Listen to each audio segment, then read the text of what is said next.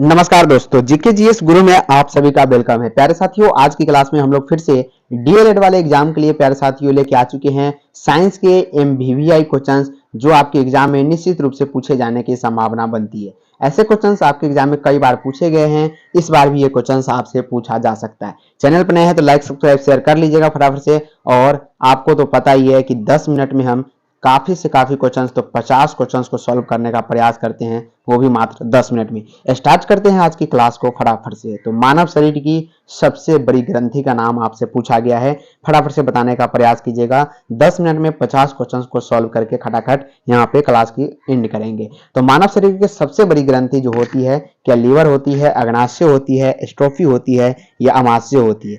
फटाफट से बताने का प्रयास कीजिएगा आप लोग, काफी इंपॉर्टेंट क्वेश्चन है। याद रखिएगा प्यारे साथियों, लीवर जो है ये मानव शरीर की सबसे बड़ी ग्रंथि के नाम से जाना जाता है। सबसे बड़ी हड्डी अगर आपसे पूछेगा तो जांग की हड्डी होती है, जिसे फीमर कहते हैं। स्टेपिस जो होती है प्यारे साथियों, स्टेपिस ये सबसे छोटी हड्डी होती है। ये कहाँ पे पाई जाती है? तो कान में पाई जाती है, याद रखिएगा। तो याद रखिएगा, लीवर सबसे बड़ी ग्रंथि के नाम से जाना जाता है, यानी ऑप्शन नंबर ए जो होगा बिल्कुल राइट आंसर होगा। चलिए नेक्स्ट क्वेश्चन की बात करते हैं। तो वायुमंडल में सर्वाधिक कौन सी गैस है?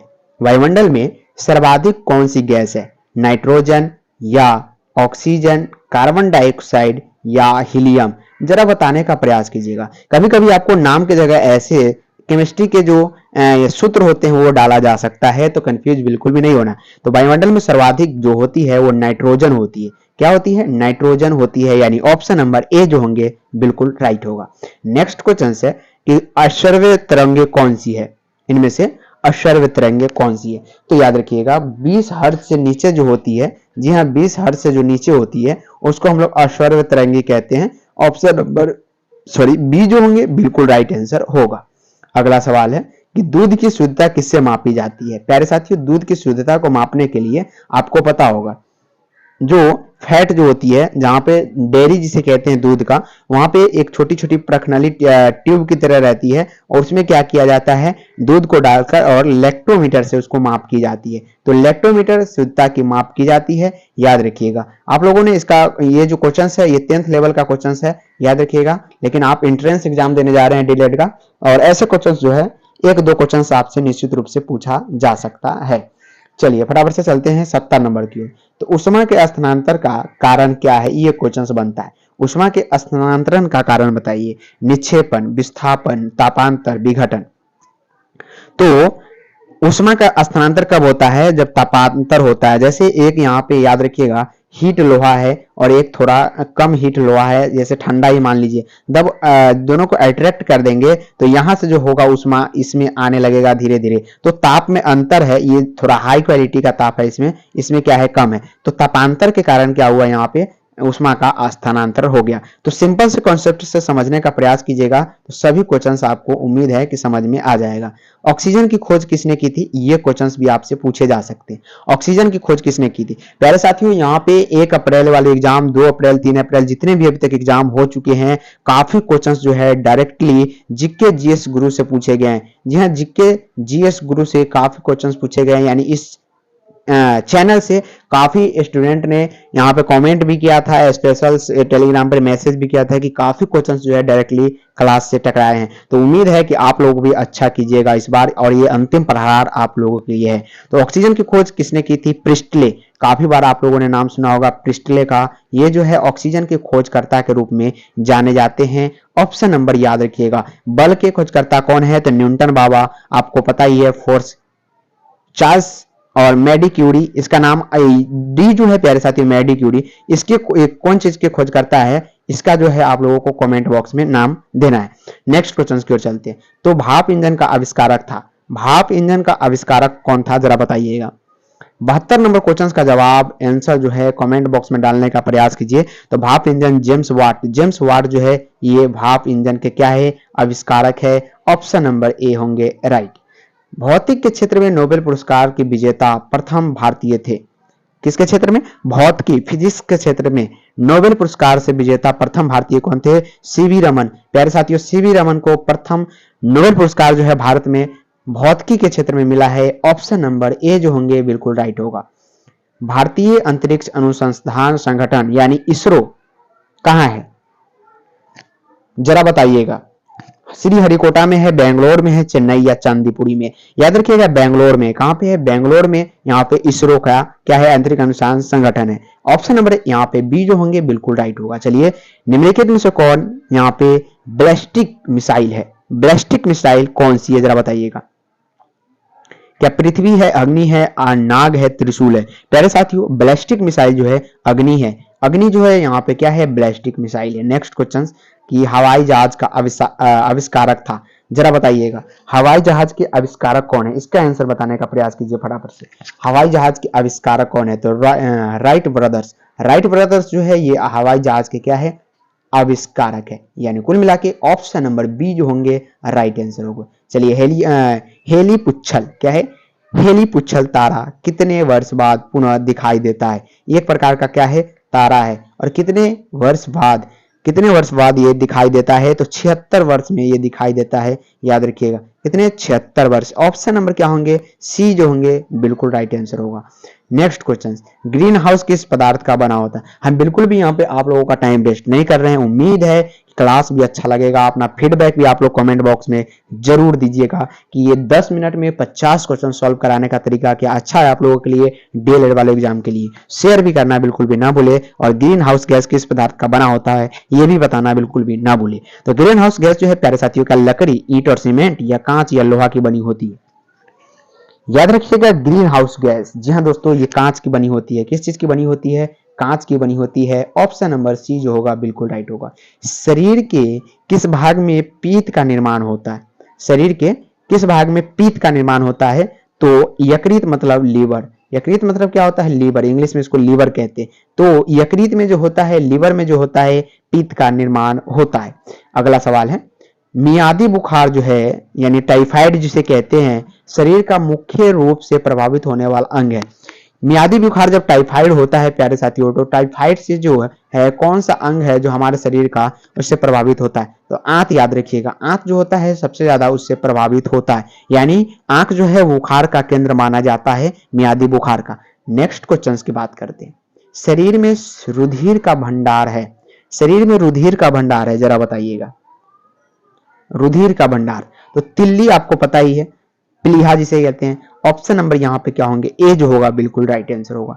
नेक्स्ट क्वेश्चन, मानव शरीर में प्रति मिनट हृदय की धड़कन होती है, प्रति मिनट पूछा गया है, ध्यान दीजिएगा प्रति मिनट हृदय की धड़कन आपसे पूछा गया है।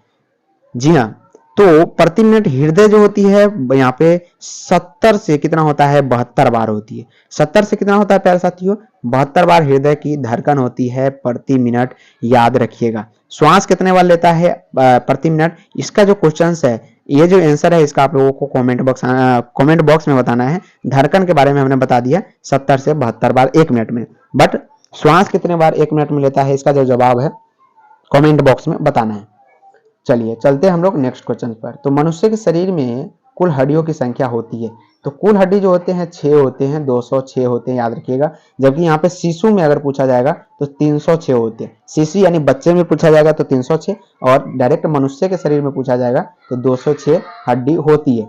अगला सवाल है कि कौन से विटामिन दूध में नहीं पाया जाता है, कौन से विटामिन दूध में नहीं पाया जाता है, तो विटामिन सी। विटामिन सी यहाँ पे दूध में नहीं पाए जाते। ये जो होते हैं कहाँ पे पाए जाते हैं, नींबू में पाए जाते हैं। कहां पे प्यारे साथियों, नींबू में पाए जाते हैं विटामिन सी, याद रखिएगा।